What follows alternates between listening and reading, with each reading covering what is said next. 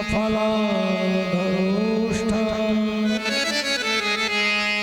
पूर्णेन्दु सुंदर मुखारविंदनेत्रा कृष्णा परं किमपि तत्त्वमहं न जाने परमात्मसमारम्भा श्री सच्चावासुमध्यमा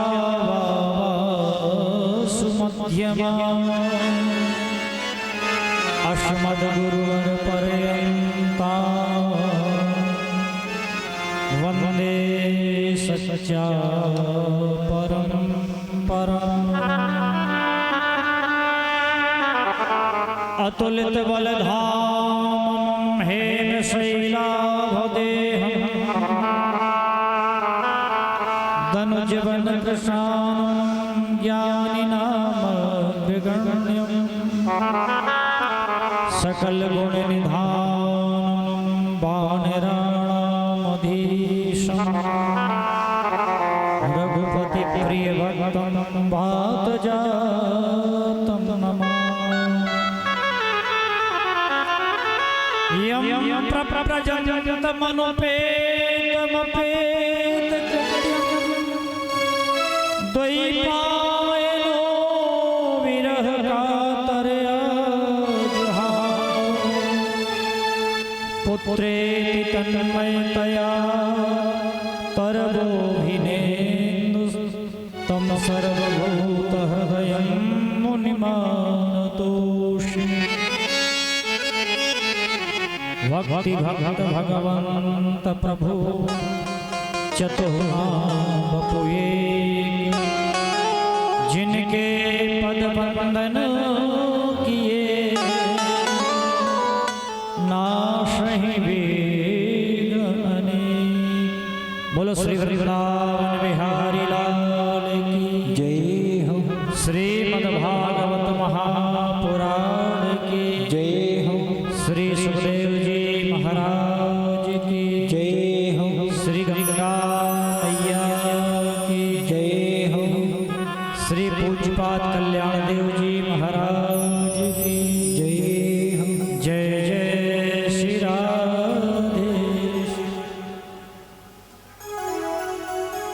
परात्पर करुणा वरुणालय वक्त वांछा कल्पतरु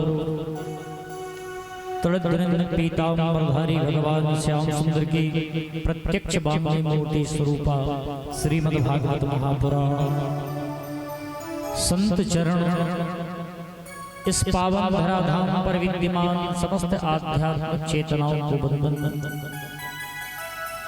हमारे अनेक विद्वज्जन जो मंच पर विराजमान होकर भागवत जी के मूल पारण का कर रहे हैं, ऐसे समस्त विद्वानों को वंदन। संगीत के हमारे कलाकार वंदन, अर्चनीय वंदनीय सम्माननीय माताएं और भगवान की दिव्य कथा का रसपान करने वाले समस्त परीक्षा स्वरूप में विराजमान समस्त यजमान आप सभी को इस पवित्र भूमि से और इस पवित्र व्यासपीठ से मेरा जय श्री कृष्ण। आइए कथा की पावन परंपरा का निर्वहन करते हुए मंगल और दिव्य वातावरण का निर्माण करते हुए भगवान के पावन नाम का संकीर्तन करें। इसके बाद भगवान की दिव्य अलौकिक कथा में हम सब प्रवेश करें। इसके पहले आइए बड़े भाव और प्रेम से भगवान के पावन नाम का स्मरण।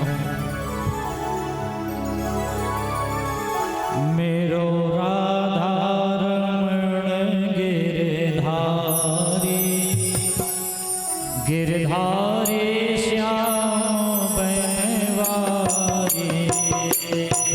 मेरो राधा रमण गिरधारी गिरधारी श्याम बनवारी। मेरो राधा रमण गिरधारी गिरधारी श्याम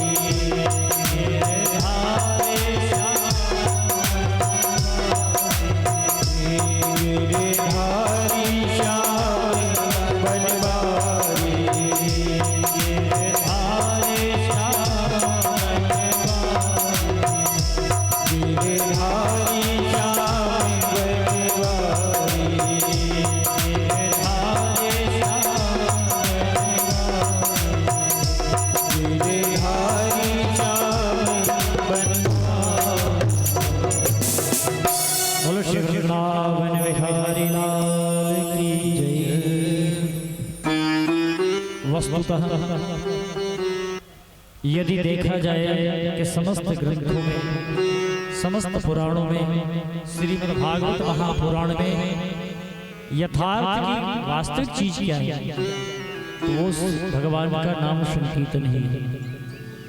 कथाएं हमें ये प्रेरणा देती हैं कि हम भगवान की मधुर मधुर दिव्य कथाएं श्रवण करें ताकि भगवान में अनन्यता बढ़े और उनका नाम स्मरण हो। इसलिए समस्त कथाओं का एक ही सार क्या, भगवान का नाम स्मरण। एक प्रकारेण कैसे भी हो, कीर्तन के रूप में, माला में, भजन के रूप में भगवान का नाम स्मरण हो, यही सार। यही कारण है कि श्रीमद् भागवत के द्वादश स्कंद के अंतिम अध्याय में सूत जी महाराज ने कहा, नाम संकीर्तनम यस्य सर्व पाप प्रणाशन प्रणामो दुख शमन तम नमामि हरि पदम। वास्तव में भगवान के नाम की आगे सिद्धि है। इसलिए जब भी कीर्तन हुआ करे अपने आप को भूल जाए, मस्त होकर भगवान का नाम स्मरण किया। किसी ने तुलसीदास जी से पूछा, बाबा आपने इतना बड़ा काव्य लिख दिया, भगवान के संपूर्ण चरित्र को प्रतिपादित कर दिया, एक एक चीज बहुत अच्छी लिख दिया। संसार में जिधर देखो उधर सिर्फ आपके ग्रंथ की ही चर्चा हो रही है। जो भी इसका अध्ययन करता है, जो भी इसका पाठ करता है, उसका कल्याण हो जाता है। लेकिन बाबा एक बात बताओ, जो इतना समय न दे पाए, न पढ़ पाए, तो इसमें मूल क्या है?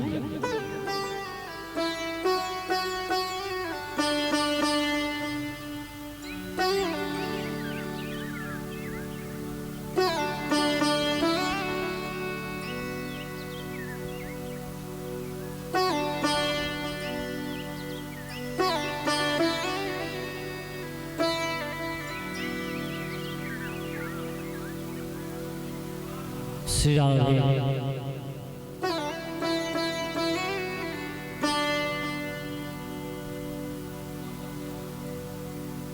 श्री राधे श्री राधे ठीक ठीक ठीक बोलो वृंदावन बिहारी लाल की जय। महाराज जी बताइए, यदि कोई संपूर्ण रामचरित को न पढ़ पाए तो इसमें सार क्या है? हम यदि इसके सार को समझना चाहें तो सार है क्या? तो तुलसीदास जी ने कहा, ये ही महारघुपति नाम उदार अति पावन पुनीत श्रुति सार। यदि इसमें देखा जाए कि मूल तत्व क्या है, तो मूल तत्व है भगवान का नाम, भगवान का स्मरण किसी भी तरह से। इसलिए जब भी कीर्तन हुआ करे बहुत मस्त सब भूल कर भगवान का सिर्फ और सिर्फ पावन नाम स्मरण किया। ये पावन धरा कोई सामान्य धरा नहीं है। सतयुग के बड़े बड़े तीर्थ हैं, त्रेता के बड़े बड़े तीर्थ हैं, लेकिन सज्जनों ये कलयुग का तीर्थ है। इसी कलिकाल के शुभारंभ में यहाँ पर किसी जीव पर साक्षात भगवान की कृपा हुई है। ये आध्यात्मिक चेतना से परिपूर्ण पावन स्थान है।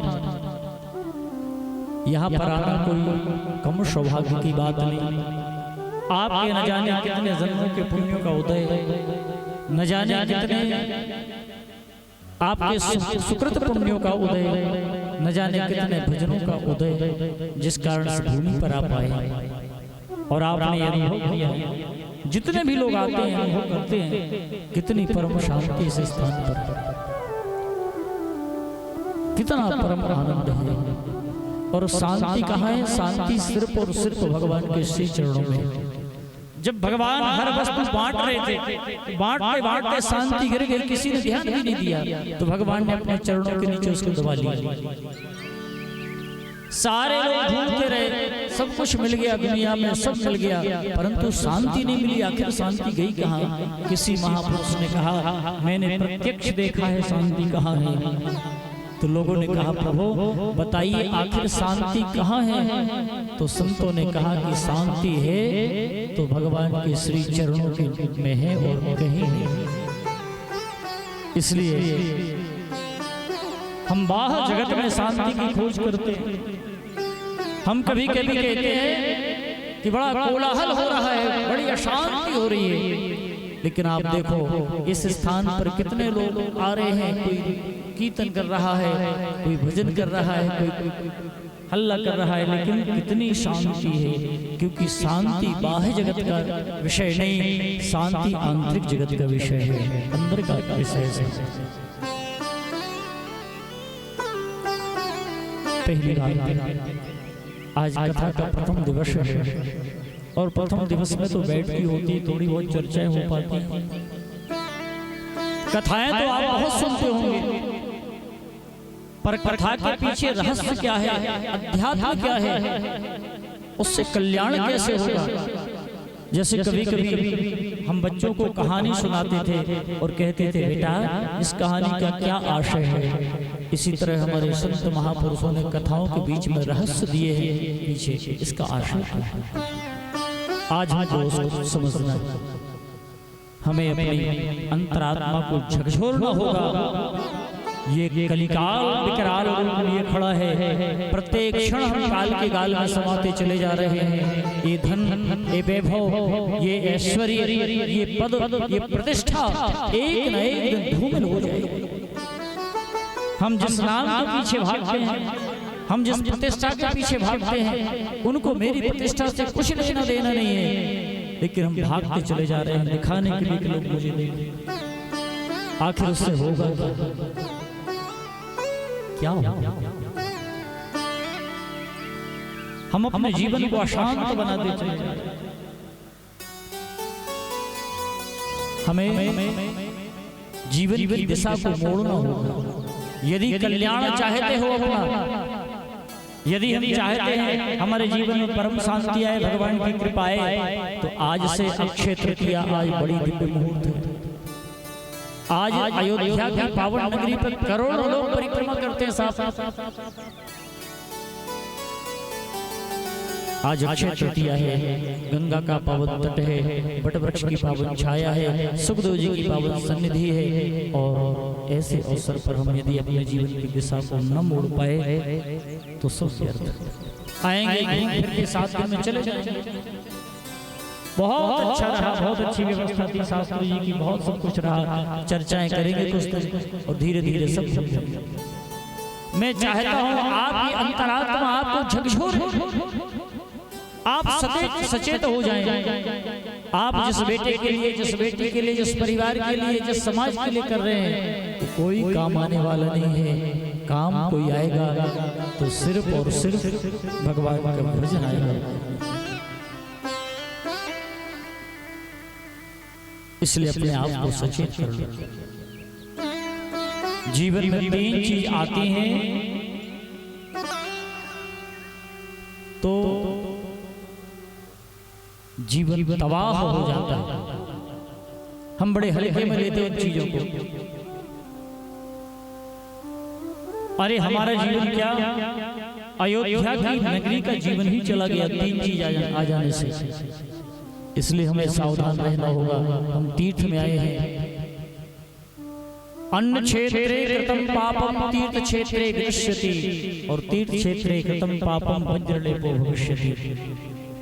यदि अन्यत्र किया हुआ पाप है तो तीर्थ नगरी में जाने के बाद, गंगा स्नान के बाद, महापुरुषों की सन्निधि के बाद वो क्षीण होने लगता है। जैसे साबुन के रगड़ने से धीरे धीरे मैल छूटने लगता है। कभी कभी बहुत जकड़ जाता है मैल वस्त्रों में। एक बार धोने से नहीं धुलता, दूसरी बार धोने से नहीं धुलता, लेकिन बार बार जब धोते रहो तो कभी न कभी धुल ही जाता है। इसी तरह बड़े से बड़े पाप बार बार तीर्थ यात्राएं करने से, महापुरुषों की सन्निधि प्राप्त करने से धीरे धीरे धुल जाते हैं। लेकिन तीर्थ क्षेत्र में भी कोई पाप हो जाए सज्जनों तो वो कभी नहीं छूटता। कैसे भी लाडली में क्यों न ले जाओ, वो कभी छूटने वाला नहीं। वो छूटेगा तो सिर्फ एक ही जगह, यमराज की लाडली में जिस दिन जाओगे और 28 प्रकार की नरकों की यातना जब भोगेगा ये जीव, तब जाकर वो छूटेगा, नहीं तो नहीं छूटेगा। इसलिए बड़ी सावधानी की आवश्यकता है, बड़े संयम की आवश्यकता है। आप आए हैं इतने दूर चलकर, ये कथा आपकी है, ये मेरी कथा नहीं है। मैं तो कथा सुनाने आया हूँ। आप जब सत्यनारायण की कथा भी घर में कराते हैं तो आचार्य पंडित को बुलाते हैं, मान सम्मान के साथ उनको बिठाते हैं, उनका सत्कार करके उनके श्रीमुख से कथा श्रवण करते हैं। फिर ये व्यवस्था, ये सब आपकी, मेरी थोड़ी। मैं तो एक निमित्त हूँ, निमित्त बनकर आया हूँ। आपको मैंने प्रेरणा दी, मैंने एक गुरु का धर्म निभाया, लेकिन है आपकी। आप ये मत सोचना कि मेरी कथा नहीं है तो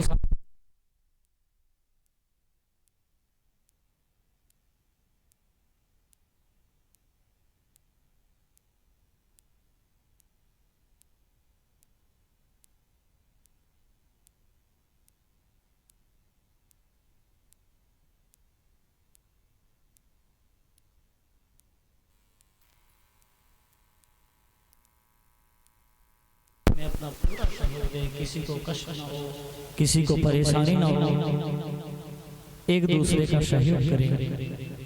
मैं आपसे निवेदन कर रहा था, जीवन में 3 चीज आ जाती हैं तो 3 चीज चली जाती है।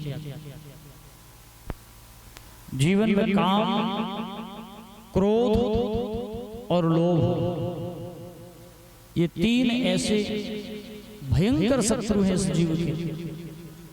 यदि जीवन में आ गए तो आप ये समझना कि 3 चीज बहुमूल्य आपके जीवन से चली जाएगी। लोभ आया, मंथरा में लोभ आया तो लोभ आते ही त्याग रूपी लक्ष्मण जी चले गए, क्योंकि जब लोभ आता है तो 99 का चक्कर लग जाता है। देना नहीं चाहता, खर्च नहीं करना चाहता। 4 के 14 कैसे हो, 99 से 100 कैसे हो, बस यही दिमाग में चलता है, यही चक्कर चलता रहता है। त्याग चला जाता है, देने की वृत्ति चली जाती है। लोभ आया मंथरा की बुद्धि में तो लक्ष्मण रूपी त्याग चले गए। क्रोध आया कैकेयी के मन में तो सीता रूपी शांति चली गई। क्रोध जब जीवन में आता है तो शांति चली जाती है। क्रोध अग्नि है और अग्नि शांति को भस्म करती है, जीवन अशांत हो जाता है। अच्छा आप बताइए, कभी आपने कहा कि हम क्रोध में बहुत प्रसन्न रहते हैं? कोई व्यक्ति कह सकता है कि क्रोध में बहुत प्रसन्न रहते हैं? क्योंकि हमारा जो मूल रूप है वो शांत है, शांत। हम किसके संतान हैं? हम उस परमपिता परमात्मा की संतान हैं। और उस परमपिता परमात्मा का प्रथम लक्षण क्या है?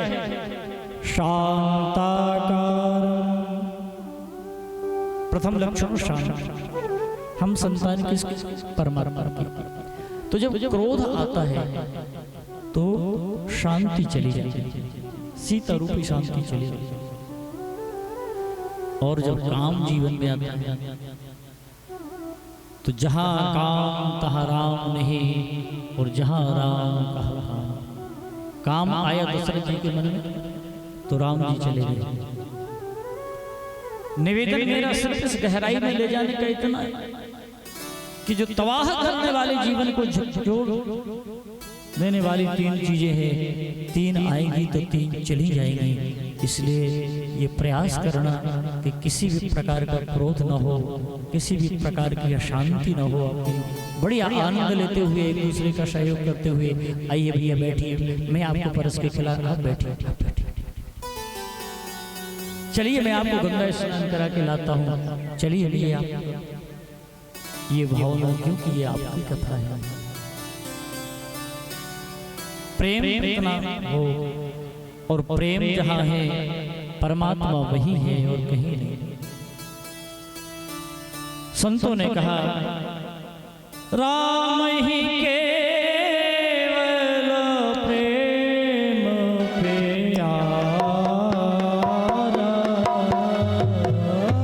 राम ही केवल प्रेम प्यारा, प्रेम।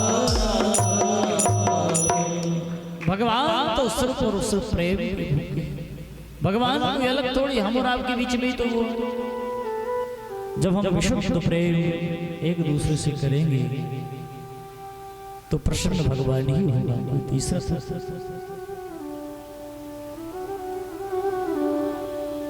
जिस मिस्त्री ने मंदिर बनाया, ईंट पत्थर जोड़ जोड़ के इकट्ठा किया, मंदिर बनाया, और एक मिस्त्री ने पत्थर पर बैठकर, पत्थर पर पैर रखकर तराशते तराशते तराशते तराशते एक मूर्ति बनी। और आचार्य विद्वानों ने उस मूर्ति में प्राण प्रतिष्ठा की और उस मूर्ति को मंदिर में स्थापित किया। और हम उस मूर्ति के पूजन करते हैं, जय जयकार करते हैं, भोग लगाते हैं। लेकिन जो न किसी ने बनाई है, सिर्फ परमात्मा ने बना के भेजी है। साक्षात अपने हाथों से परमात्मा ने जिस मूर्ति को हम और आपके रूप में बनाई है, हम उससे द्वेष और घृणा करते हैं। भगवान कहते हैं कि जीव, मुझे ये पसंद नहीं है, मुझे तो प्रेम पसंद है, और प्रेम है तो हम तुम्हारे हैं, नहीं तो हम तुम्हारे नहीं। मेरा निवेदन सिर्फ इतना, भगवान श्री राम का जब राज्याभिषेक हो गया, राम राज्य से बड़ा कोई राज्य नहीं हुआ तक।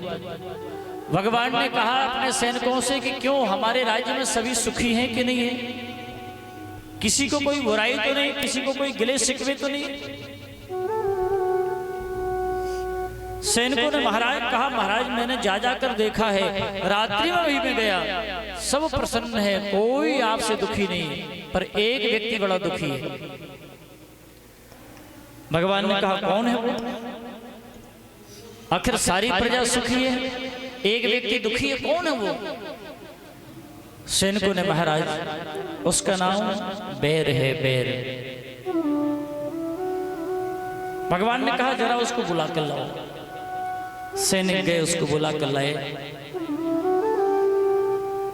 भगवान श्री राम ने कहा कि भैया बैर, आखिर हमसे क्या दुश्मनी है आपकी? बैर ने कहा कि प्रभु आपको सब लोग समदर्शी कहते हैं, समवर्तन करते हैं आप,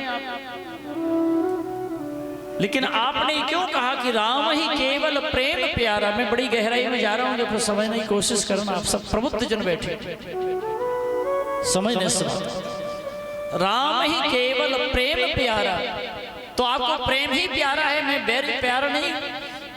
मैं तो बैर हूं, मैं प्यारा नहीं हूं क्या? भगवान ने बहुत समझाया, लेकिन बैर ने कहा नहीं प्रभु, हम आपको समदर्शी नहीं मानते।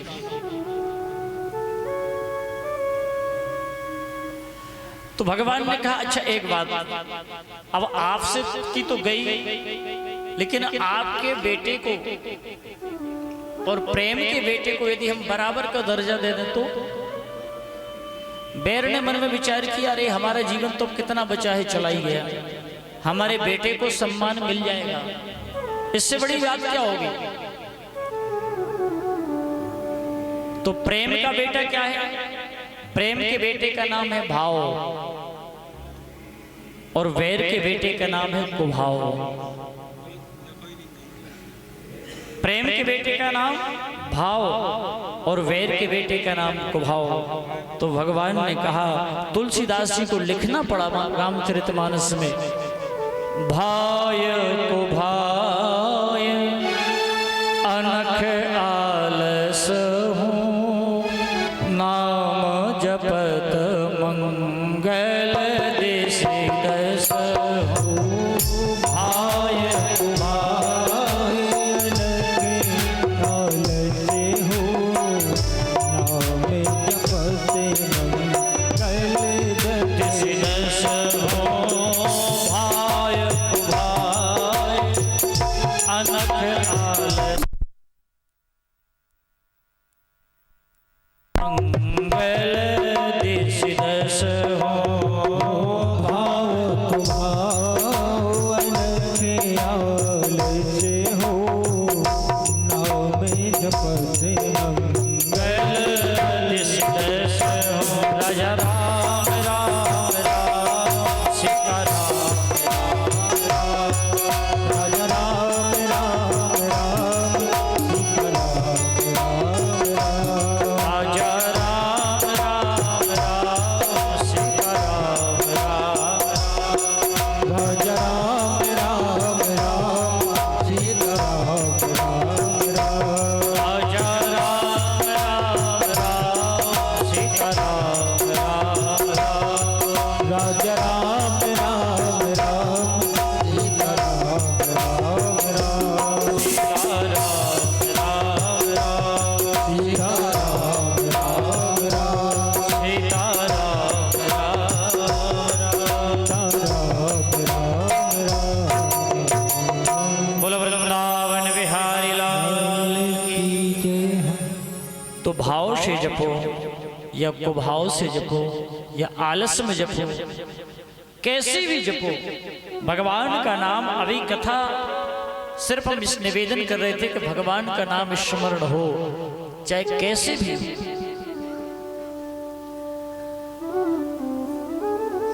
सच्चिदानंद रूपाय विश्वोत्पत्त्यादि हेतवे तापत्रय विनाशाय श्री कृष्णाय वयं नमः। ऐसे परब्रह्म परमात्मा जो विश्व की उत्पत्ति का एकमात्र कारण है, परमात्मा तापत्रय विनाशाय,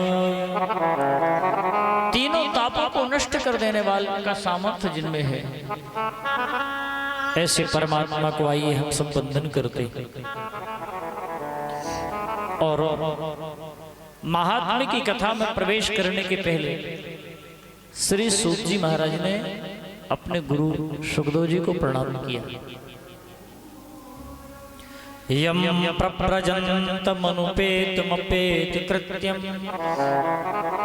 द्वैपायनो विरह कातरया जुहाव पुत्रेति तन्मयतया तरगोविनेन्दु तं सर्वभूतहृदयं मुनिमानतोष्मि। ऐसे श्री सुखदेव जी महाराज के पाद पद्मों में हम वंदन करें। कैसे हैं श्री सुखदेव जी महाराज, ये आपको आगे बताएंगे। वंदन करने के बाद 88,000 ऋषि नैमिषारण्य की पवित्र भूमि में बैठे, वयोवृद्ध हैं, काफी उम्र हो चुकी है, चिंता करते हैं ये धीरे धीरे धीरे धीरे धीरे धीरे उम्र बढ़ती चली जा रही है, आज नहीं तो कल क्या होगा। हमने अभी तक पूरा जीवन यूं ही निकाल दिया, भगवान की पावन चरित्रों का हमने जरा भी श्रवण नहीं किया, हमारे जीवन का क्या होगा। बड़ी चिंता तो रहे, बड़े चिंतित, सभी इकट्ठे हैं, बैठे हैं। तभी सूत जी महाराज का सौभागमन हुआ। सूत जी महाराज कैसे हैं? अज्ञानद्वांत विध्वंस सूर्यकोटि समप्रभ सूताख्या ही कथा सारम् मम कर्णरसायन। शौनक आदि जो ऋषि 88,000, जैसे सूत जी महाराज आए तो उठकर खड़े हो गए। अब देखिए सूत जी महाराज उम्र में तो बहुत छोटे हैं, लेकिन ज्ञान में बहुत श्रेष्ठ है। सम्मान उम्र से नहीं ज्ञान से प्राप्त होता है। समस्त ऋषियों ने अभिवादन किया और कहा कि हे सूत जी महाराज, आप अज्ञान रूपी अंधकार को भगाने के लिए करोड़ों सूर्य के समान आपका ज्ञान है। एक सूर्य के समान नहीं, करोड़ों कोटि सूर्य समप्रभ। हे सूत जी महाराज, कुछ ऐसा ज्ञान का अमृत हमें भी पिलाइए। कथा अमृत रसास्वाद कुशल शौन को प्रवीण, कुछ ऐसा रसायन मुझे भी पिलाइए। अब देखिए, यहाँ कह सकते थे कुछ कथा सुनाइए, लेकिन कथा शब्द नहीं कहा, रसायन शब्द कहा। रसायन, आपसे कोई कहे कि भैया आपको तबीयत ठीक नहीं है तो हर्र बहेला वगैरह लाओ और उनको बढ़िया सुखाओ, खलबट्टे में कूटो, फिर पानी में उबालो, और जब 1 लीटर पानी में 1 कप पानी बचे तब उसको छान कर पी जाओ। अब आपको लगेगा कि भैया कितनी झंझट पालना पड़ रही है, कहां से औषधि लाएं, कहां उसको कूटें, कहां उबालें, कहां उसका रस पिएं। और यदि आपको कोई वैद्य जी कह दें कि भैया जाओ डाबर की फलानी चीज लेकर आप पी जाओ, आप खुश हो जाओगे, वाह कोई मेहनत नहीं करना पड़ी, बना बनाया रस मिल गया। तो सूत जी महाराज से कहते हैं शौनक ऋषि कि कुछ ऐसा रसायन मुझे पिलाइए जिससे हम सबका कल्याण हो जाए। और वो रसायन कैसा हो? भक्ति ज्ञान विरागाप्तो विवेको वर्धते महा माया मोह निरासस्य वैष्णव्यैः क्रियते कथम। ज्ञान वैराग्य से परिपूर्ण हो, उसमें ज्ञान का पुट भी हो, वैराग्य का पुट भी हो और भक्ति से परिपूर्ण हो, ऐसा रसायन हो। सिर्फ भक्ति ही से नहीं, क्योंकि यदि आपके जीवन में सिर्फ और सिर्फ भक्ति आ जाएगी तो कभी कभी हम इतने बगला भक्त हो जाते हैं हम बिना विचार किए कुछ भी करने लग जाते हैं, क्योंकि भक्ति में भक्त अंधा हो जाता है, जिसने जो कह दिया वो करने लगता है। इसलिए आपका ज्ञान का पुट भी हो, आप अपने ज्ञान के तराजू से तौल भी सकें कि सही क्या है गलत क्या है। किसी भी गेरुआ वस्त्र पहने हुए दाढ़ी वाले को हम दंडवत करने लग जाते हैं, हम देखते नहीं कि इस वेश में पता नहीं ये कौन घूम रहा है, इसका वास्तविक जीवन क्या है। किसी ने कह दिया घर में शिवलिंग नहीं रखना चाहिए, टीवी पर कह दिया सिर्फ, सो हमने शिवलिंग निकाल के बाहर फेंक दिए।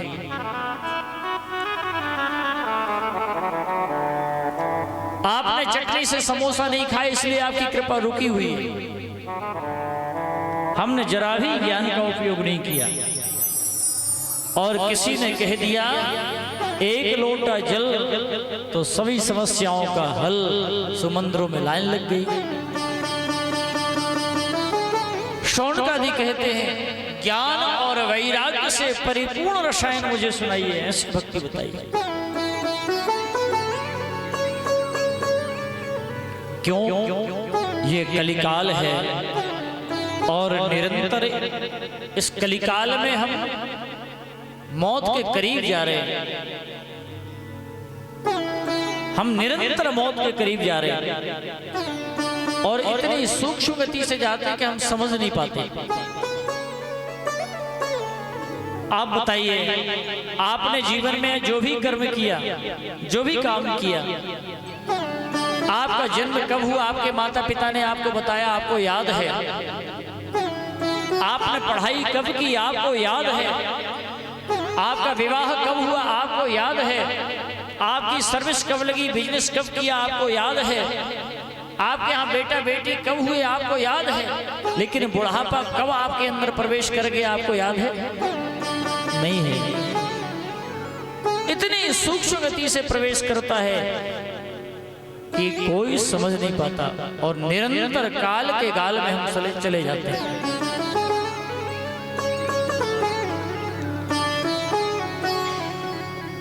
श्री शुक जी महाराज कहते हैं प्रीति सोनक चित्ते ते हरियते बच में विचार्य च।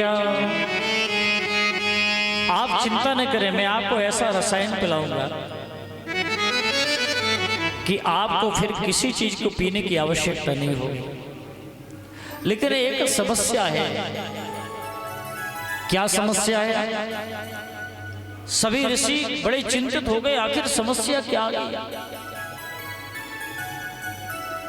समस्या ये है कि कथा सुनाने के लिए हम तो तैयार हैं, लेकिन किस स्थान पर बैठकर कथा सुनी जाए?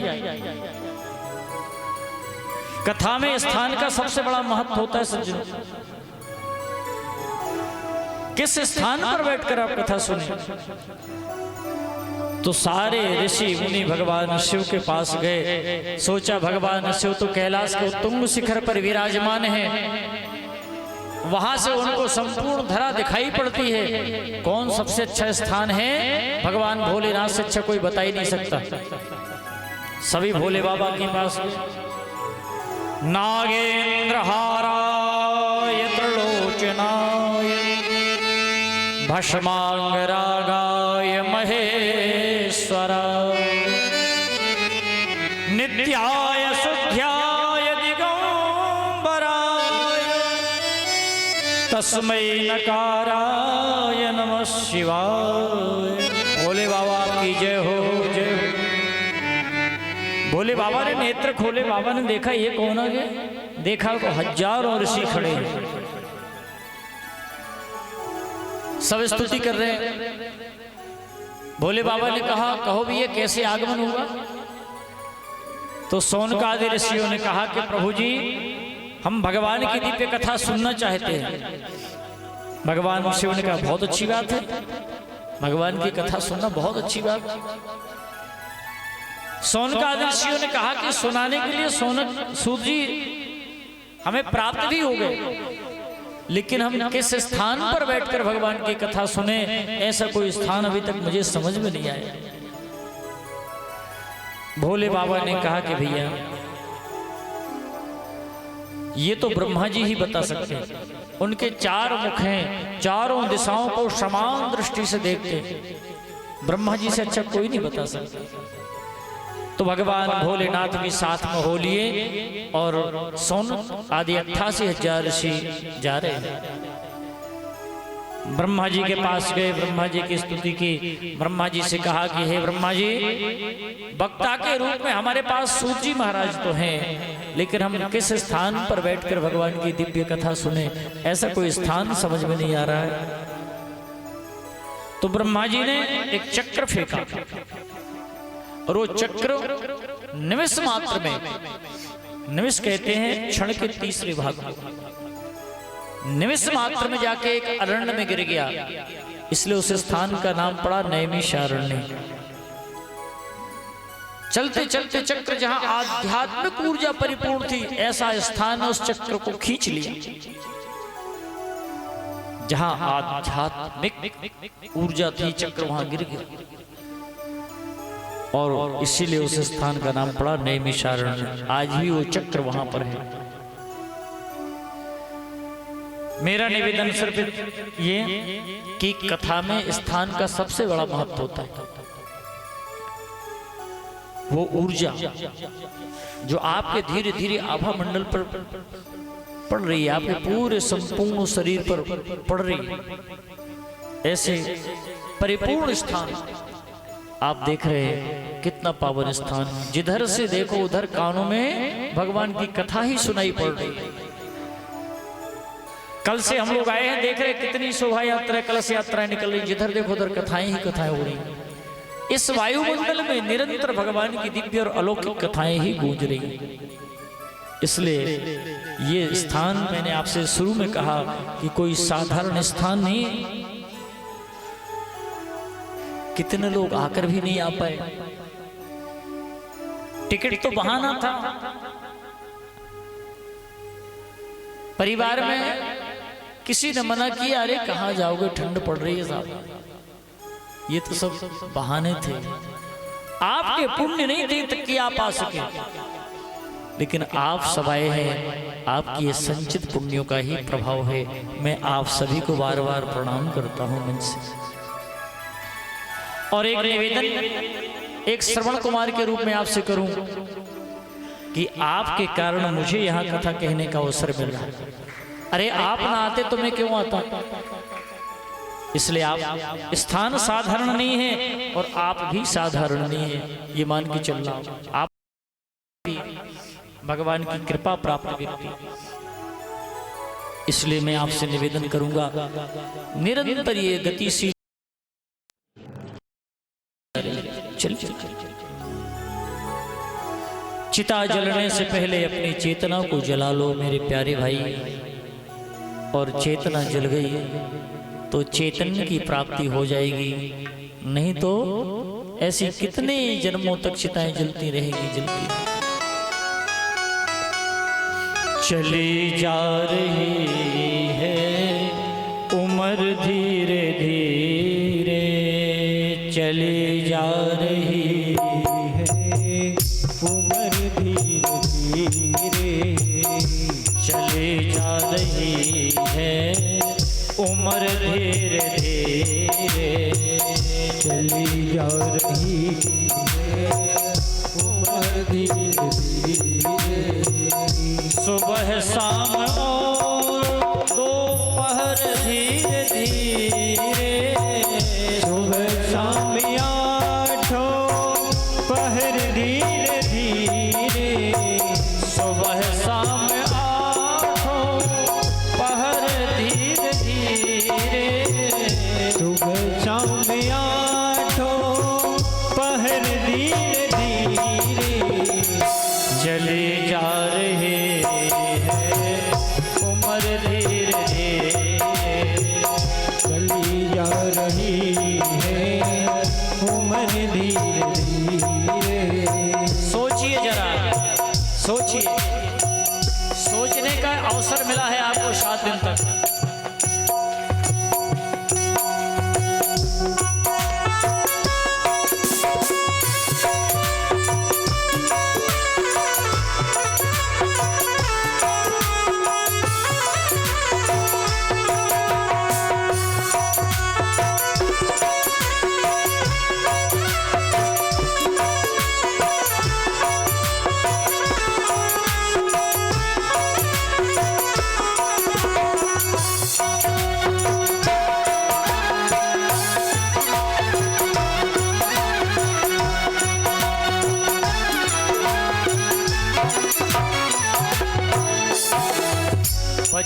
बचपन भी बीता जवानी भी बीती, बचपन भी बीता जवानी भी बीती, बचपन भी बीता जवानी भी बीती, बचपन भी बीता जवानी भी बीती, बुढ़ापे का होगा असर धीरे धीरे, बुढ़ापे का होगा असर धीरे धीरे, बुढ़ापे का होगा असर धीरे धीरे, बुढ़ापे का होता असर धीरे धीरे, चले जा रहे हैं उम्र धीरे धीरे, चली जा रही है उम्र धीरे धीरे,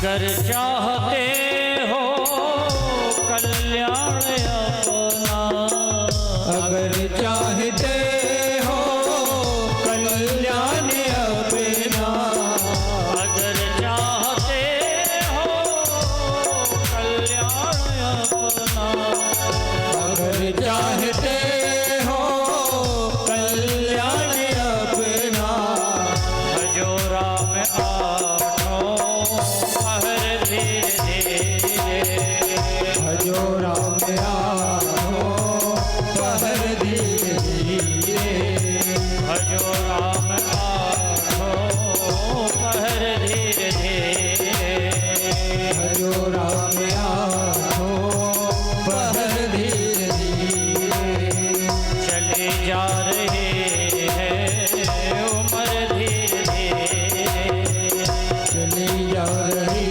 है उम्र धीरे धीरे, चले जा रहे हैं उम्र धीरे। बोलो वृंदावन बिहारी लाल की। जय हो। ये सिर्फ भजन नहीं है कि हम गुनगुनाते चले जाएं, सोचना है। मेरा एक निवेदन ये प्रत्येक शब्दों पर सोचना है कि कल क्या होगा। देखो जब बेटी सयानी होने लगती है तो कितनी चिंता होती है। बढ़िया बेटी का घर बस जाए, बस हमने तो गंगा स्नान कर लिया, लोग कहते ना बेटी का घर बस जाए गंगा स्नान हो, क्योंकि बेटी सयानी हो गई, बड़ी हो रही, उम्र बढ़ रही है। तो जब बेटी की चिंता है तो अपनी उम्र बढ़ती तो कोई चिंता नहीं होनी चाहिए क्या? बराबर चिंता हो कि हमने बहुत अच्छे पुण्य किए थे ताकि मानव योनि मिली, और मानव योनि मिलने के बाद इतने हमारे मनोभाव सुंदर हैं कि इस तरह का हम भगवान की कथाएं सुन रहे हैं, तीर्थों का दर्शन कर रहे हैं, तो ये पूर्व जन्म के ही पुण्य हैं आपके, ये पूर्व जन्म के पुण्य ही हैं। मैं एक निवेदन करूं आपसे, एक चींटी चाहे कि हम सागर से सुखताल आ जाएं तो क्या संभव है? बताइए, संभव है? नहीं है। न जाने कितने लोगों के पैरों के नीचे कुचली जाएगी, कितने बार मरेगी, कितने बार जिएगी, लेकिन नहीं आ सकती। लेकिन वही चींटी यदि किसी के वस्त्रों से चिपक जाए और वो व्यक्ति सुखताल आ रहा हो तो सहज में सुखताल आ जाएगी। आ जाएगी कि नहीं आ जाएगी? इसी तरह हम यदि किसी संत महापुरुषों के चरणों से चिपट जाएं, भगवान की पावन कथा से यदि हम लग जाएं, भगवान के कीर्तन में लग जाएं, तो उस चींटी की तरह हम आश्रय पाकर भगवान के धाम तक जा सकते हैं, जा सकते हैं। इसलिए मेरे प्यारे भाई, आप सबसे निवेदन है, ये सुंदर अवसर, स्वर्ण अवसर मिला है आपको। कार्तिक का महीना, पावन गंगा स्नान, साक्षात सुखदेव जी विराजमान है जहां। आप देखना 2 बार सुखदेव जी यहां आए हैं। आप जहां वो चरणदास जी महाराज जी के मंदिर वहां जाना, पुजारी जी आपको सुनाएंगे 2 बार सुखदेव जी यहां इस धराधाम पर आए। और एक तीसरी बात मैं आप सबको बताना चाहता हूं कि जिस समय समुद्र मंथन हुआ और 14 रत्नों में अमृत भी निकला, देवता और दानवों में अमृत पान करने के लिए लड़ाई छिड़ गई। उस अमृत का कलश लेकर देवता भागे और भागते भागते 4 स्थानों पर गए। अमृत लेकर भाग रहे हैं, पीछे भय है कि कहीं दैत्य अमृत छुड़ा न ले, भय है, भय के साथ भाग रहे हैं। प्रयागराज गए, हरिद्वार गए, नासिक गए और उज्जैन गए। और वहां उन्होंने अपन बुंदेलखंडी में क्या कहते हैं कि सुस्ताया, कलश रख के सुस्ताया, थक गए थे भागते भागते। लेकिन सज्जनों, आपको पता नहीं होगा, एक 5वां स्थान भी है जहां पर देवता अमृत लेकर आए थे। मालूम है आप सबको कि नहीं? बताइए, मालूम है कि नहीं? बताइए, नहीं मालूम। 5वां स्थान ये सुखताल है जहां पर देवता अमृत का कलश लेकर आए थे और परीक्षित जी से कहा था कि हम आपको अमृत पिलाते हैं, ये कथा अमृत मुझे पिला दो और हम जो अमृत लेकर आए हैं ये आप पी लो, आपकी कभी मृत्यु नहीं होगी। लेकिन परीक्षित जी ने ठुकरा दिया था कि मुझे अमृत नहीं पीना, मुझे तो भगवान की कथा का अमृत पीना है। ये 5वां स्थान यही है। वहां तो भय से लेकर भाग रहे थे, यहाँ स्वेच्छा से कलश लेकर आए थे सज्जनों।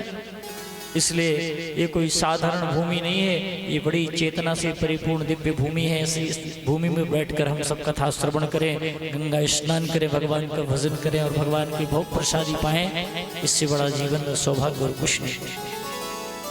आज की कथा प्रथम दिवस था, इसलिए भूमिका के रूप में भगवान के पाद पद्मों में कथा को समर्पित करते हैं। कल से विधिवत ठीक 2 बजे से कथा प्रारंभ हो जाएगी और आप सभी उसका आनंद लीजिए। आइए 2 बार भगवान के नाम कीर्तन के साथ आरती करें और सब चल के चाय ग्रहण करें, उसके बाद भोजन प्रसादी करके विश्राम करेंगे।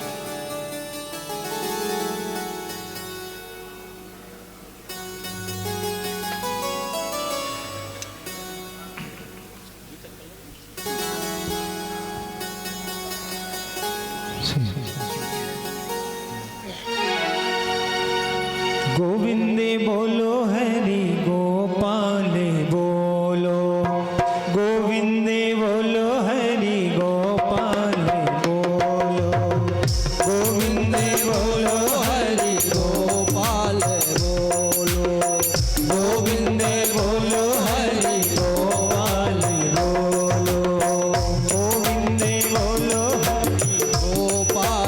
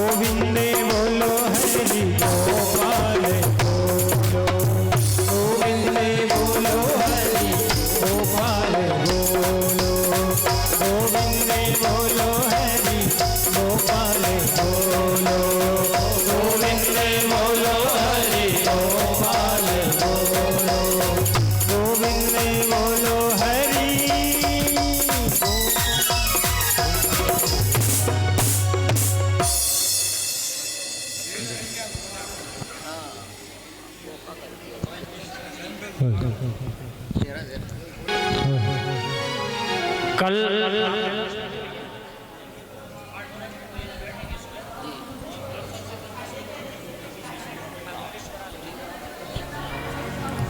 सभी यजमान अपने अपने स्थान पर खड़े हो जाएं। भागवत जी की आरती होगी। ओम रत्नेश्वर्यै नमः। गंधाक्ष पुष्पाणि समर्पयामि। आरातिक्यै नमः। ओम चंद्रमा मनसो जातचक्षुः सूर्यो अजायत श्रोत्राद्वायुष्य प्राणुष्य मुखादग्निरजायतः इदगुंगभिः प्रजननं मे स्तुसवीरगुं सर्वाळगुं सुस्तये आत्मधनी प्रजाधनि मधुधनि लोकसन्नवैशनिः अग्निः प्रजां बहुलां मे करोत्पन्नं पयोरेतु अस्मासु दत्ता। मैं आरती तेरी गाऊं हे केशव कुंज बिहारी। मैं आरती तेरी गाऊं हे केशव कुंज बिहारी। मैं आरती तेरी गाऊं हे केशव कुंज बिहारी। मैं आरती तेरी गाऊं हे केशव कुंज बिहारी। मैं नित्य शीश नवाऊं ओ मोहन कृष्ण मुरारी। मैं नित्य शीश नवाऊं हे मोहन कृष्ण मुरारी। मैं आरती तेरी गाऊं हे केशव कुंज बिहारी। मैं आरती तेरी गाऊं हे केशव कुंज बिहारी। है तेरी छवि अनोखी ऐसी ना दूजी देखी। है तेरी छवि अनोखी ऐसी ना दूजी देखी। है तेरी छवि अनोखी ऐसी ना दूजी देखी। तुझ सा ना सुंदर कोई ओ मोर मुकुट गिरधारी। मैं आरती तेरी गाऊं हे केशव कुंज बिहारी।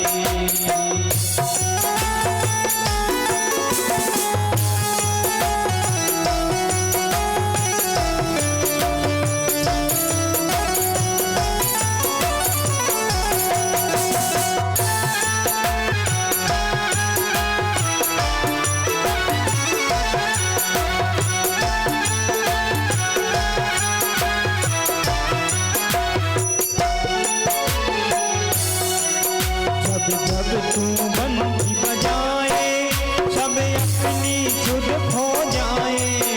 जब जब तू बंसी बजाए सब अपनी सुध खो जाए। जब जब तू बंसी बजाए सब अपनी सुध खो जाए। तू सबका सब तेरे प्रेमी ओ कृष्ण प्रेम बिहारी। मैं आरती तेरी गाऊं हे केशव कुंज बिहारी। मैं आरती तेरी गाऊं हे केशव कुंज बिहारी। मैं आरती तेरी गाऊं हे केशव कुंज बिहारी। तो आए चरण तिहारी विपदा मिट जाए सारी। तो आए चरण तिहारी विपदा मिट जाए सारी। जो आए चरण तिहारी विपदा मिट जाए सारी। जो आए चरण तिहारी विपदा मिट जाए सारी। हम सब पर कृपा रखना ओ जगत के पालन हारी। हम सब पर कृपा रखना ओ जगत के पालन हारी। मैं आरती तेरी गाऊं हे केशव कुंज बिहारी। मैं आरती तेरी गाऊं हे केशव कुंज बिहारी। राधा संग प्रीति लगाई और प्रीति की रीत चलाई। राधा संग प्रीति लगाई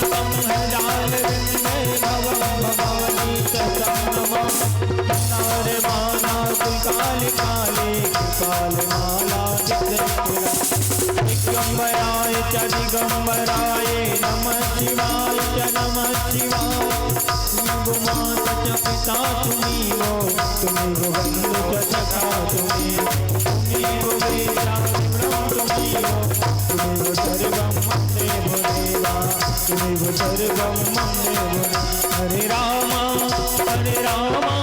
राम राम हरे हरे हरे कृष्णा कृष्ण कृष्ण कृष्ण कृष्ण हरे हरे हरे राम राम राम हरे हरे कृष्ण कृष्ण हरे हरे राम राम हरे हरे आरातिक्यं समर्पयामि भूम्यै निधायोऽस्ते अक्षतपुष्पाणि गृहीत्वा मन्त्रपुष्पाञ्जलि हरिः ओं नन्दनन्दनाय विद्महे यशोदानन्दनाय धीमहि तन्नो कृष्णा प्रचोदयात् ॐ हंसंसाय विद्महे परमहंसाय धीमहि तन्नो सुखः प्रचोदयात् सेवन्ति कामकुलजं वटपाटलाब्जै पुण्यागजातिकरवेलरसालवस्पै बिल्वप्रवालतुलसीधरमञ्जरीभिः त्वं पूजयामि जगदीश्वर मे प्रसीदो नानासुगन्धपुष्पाणि यथा कालोद्भवानि च पुष्पाञ्जलिर्मया दत्तो गृहाणः परमेश्वर बालकृष्णाभ्यां नमः मंत्रपुष्पाञ्जलिं समर्पयामि बोले वृंदावन बिहारी लाल की जय हो श्रीमद्भागवत महापुराण की जय हो आचार्य